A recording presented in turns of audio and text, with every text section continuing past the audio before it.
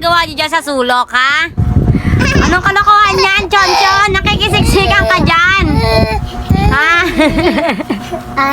Siksik! Sige, siksik!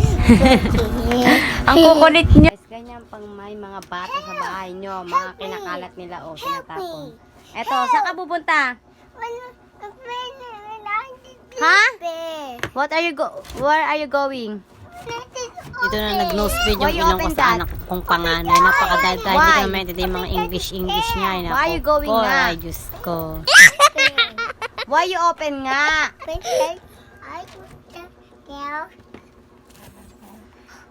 What? One, hindi ko naintindihan. Ayaw mo. Ayan.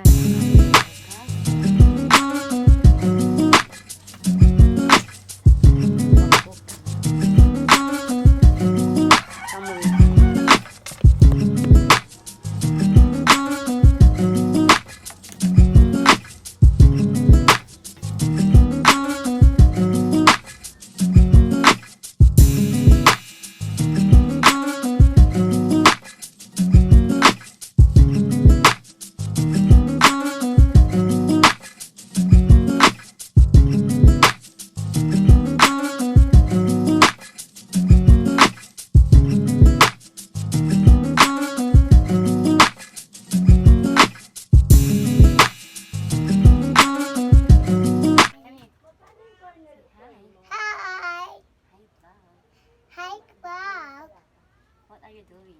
I'm showering. Shower. Wow. Bakit?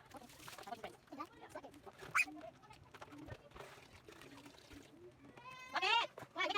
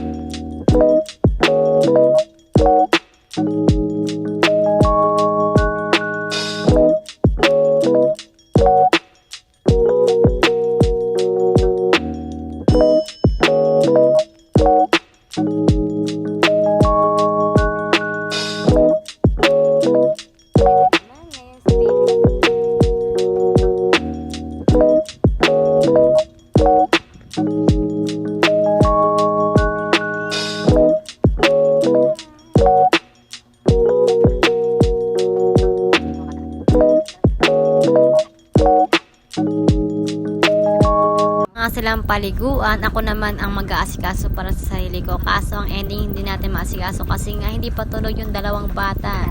Iisa pa lang yung nakakatulog at yun ay si Kyrie. So yun, naglalaro pa si Sean at si Kuya Denden. Feel na lang antok na sila, dumede na sila sa akin. Dalawa po silang nadede sa akin, guys. Opo, dalawa po silang magkapatid ang nadede sa akin. Hindi ko alam kung paano ko mapapatigil yung panganay ko sa pagdede sa akin. Pero kaya nga guys, please help me. Comment kayo sa baba kung paano ko mapapatigilin yung panganay ko sa pagdede kasi nahihirapan ako at hindi na taga ako tumaba kahit kailan. Reklamo, pero nahihirapan na rin kasi ko kasi yung anak kong bunso is hindi niya nakukuha yung tamang sustansya na para sa kanya. Pagkus nakukuha pa ng kuya niya, pero okay lang kasi nga bibo naman yung kuya ko, pero talaga naaabot ako sa puso ko. Ewan ko basta hindi ko alam kung paano ko gagawin ko, paano siya pa-i-stopin. Pinangadamidede yung buso ko, yung akin namang tiyan ang tinidede niya. Tinidede niya yung tiyan ko kasi puro kalmot daw. Parang may mga ugat-ugat na nakalagay sa akin tiyan. Oo guys, ang dami kong stretch mark na napakapangat ng tiyan ko ngayon, pero okay lang yan, worth it naman yan kahit na ganyan. Nagtatampo na ang aking panganay dahil nga pinakain ko sa kanyang bunsong kapatid yung chocotops niya, hindi naman niya kasi kinain to. Tapos binili ko siya ng bago niyang chocotops dahil nga yan ang paborito niyang pagkain. Tapos ito namang bunso ko, napakaligalig, ang harot niya, bigla-bigla na lang siya nagtatawa niya sa gilid. Kaya